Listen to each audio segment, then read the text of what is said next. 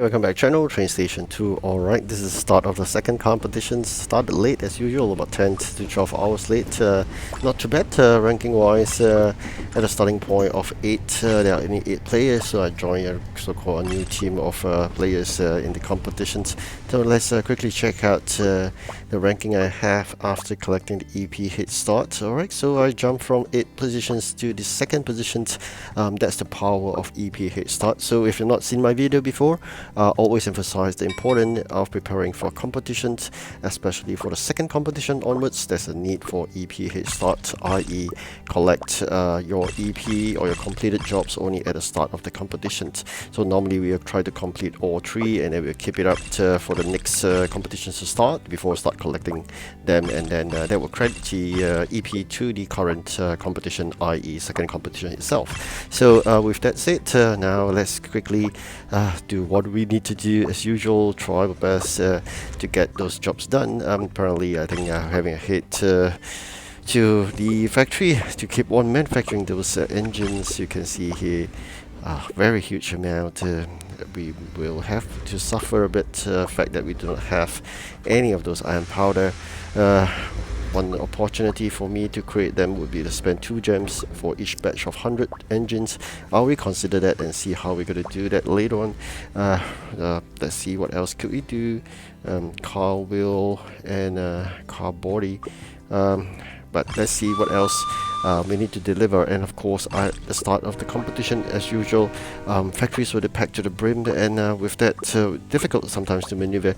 But nonetheless, let's see how we can move things out by manufacturing some things with the slots like this. And we have additional 80 cleared. And let's see what else. We'll probably can do some deliveries later when we have more of those engines. But as of now, really got to think how we can do those engines as well as the steering wheel. But meanwhile, things are getting stuck here as usual. One way is to bin away stuff, another way is to use up the raw materials to start building. Most probably that will be the case. Let's see. Warehouse full. That's a terrible word to engage, especially when you're stuck here. Alright, so very quickly, let's move forward to it. We have created all those engines. What I did was basically create some other stuff before I clear up the space. I just want to fast forward to show you the progress. So with that, we have now sufficient parts, especially those steering wheel as well. So that will suffice the requirements there. So normally what I do is I will also review my own warehouse and see whether there's anything I can bin away. You know, some very fast collected items like the coal and the iron. Those are the things you can bin away if you're really not in it. Alright, so it seems like a full house right now. Of course, let's see, check out the profile here. Wow. 767 grandpa, and we have Steve. Wow, okay, that's not too bad. Steve, oh, this is terrible. This will be the hardest competitor I ever faced.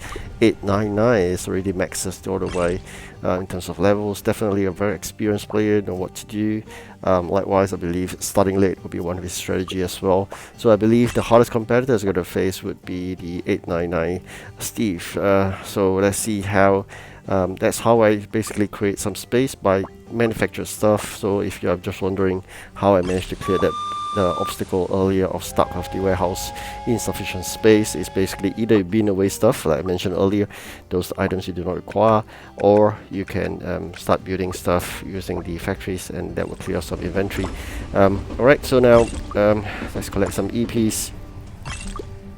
Alright, you can see huge EPs again. It's a good thing, but that's provided you have those stuff.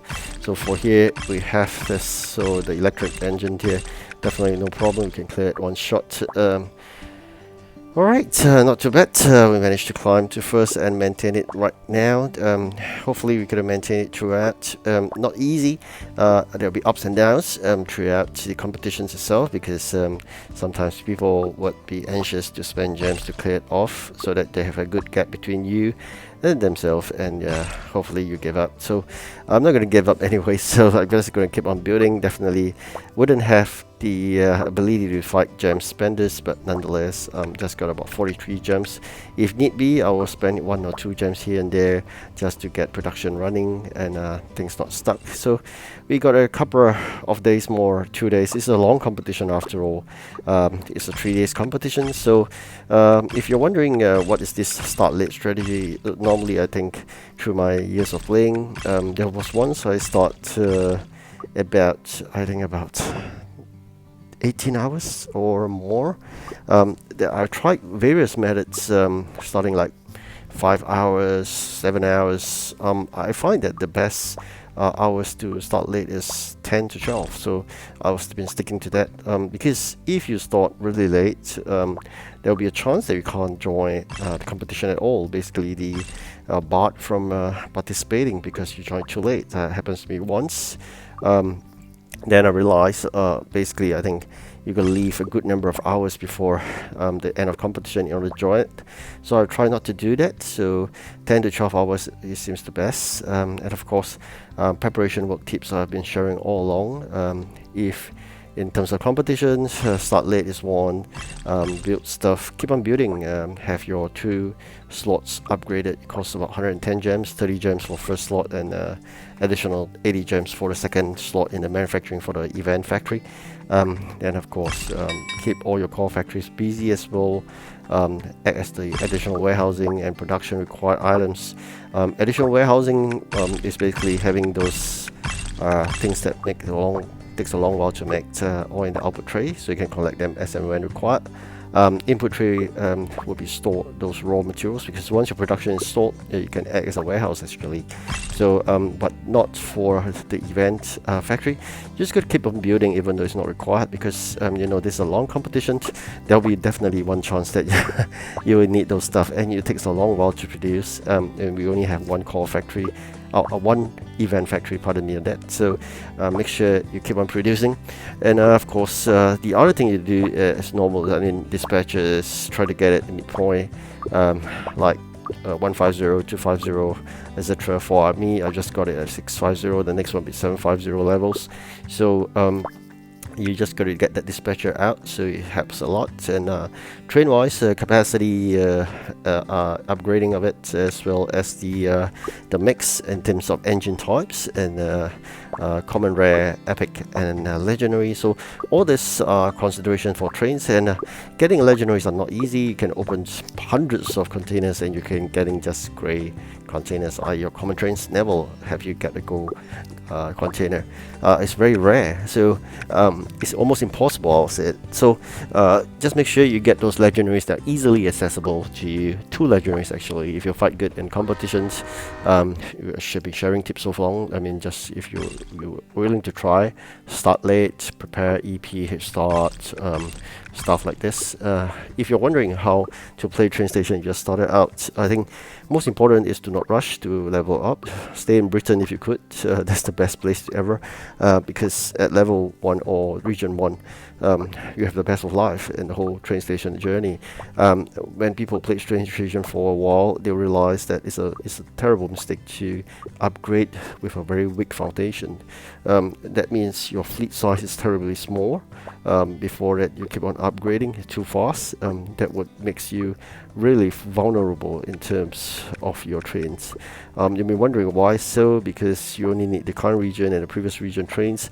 You know, sometimes some events, they will ask for trains from your very early regions as well, region 1, 2 and whatnot. But yes, there are rare events like this, but nonetheless, if playing train station, there's another thing you got to look out for. It's really endogenous in terms of the trains. People who like trains, so the collection of trains will be one of the fun thing to do in TrainStation2. So people will strive to collect all train types possible.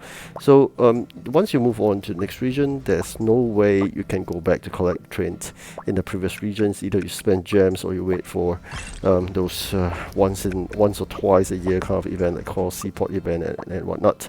They will give you a bit of chance to collect containers of previous regions, and then try your luck to get that missing train.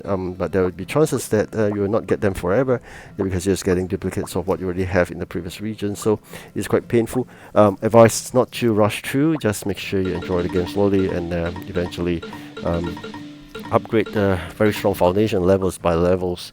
There's no competition per se to level up fastest. You're the winner. No, there's no such things. So make sure you start slow and enjoy the game. Alright, that's the progress so far. Hopefully to maintain first as well. Thank you for watching. Do have a good rest as well. Goodbye.